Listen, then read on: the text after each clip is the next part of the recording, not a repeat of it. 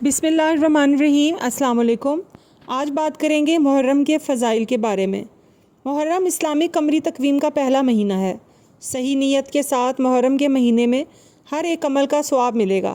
زیادہ سلام کہنا، باقاعدگی سے صدقہ کرنا، استغفار کرنا، صحت بہتر کرنا یا عاجزی کرنا۔ محرم کی فضیلتیں ہیں جو 10 ہیں، جس میں سب سے پہلے ہے کہ عاشورہ محرم کے مہینے میں آتا ہے۔ یہ وہ دن ہے جب اللہ تعالیٰ نے بنی اسرائیل کو بچایا تھا۔ حضرت نوح علیہ السلام کی کشتی پہاڑ پر آ کر ٹھہر گئی تھی۔ نبی کریم صلی اللہ علیہ وآلہ وسلم اس دن کا روزہ رکھتے تھے، حتیٰ کہ نبوت سے پہلے بھی اس دن روزہ رکھنا فرض تھا۔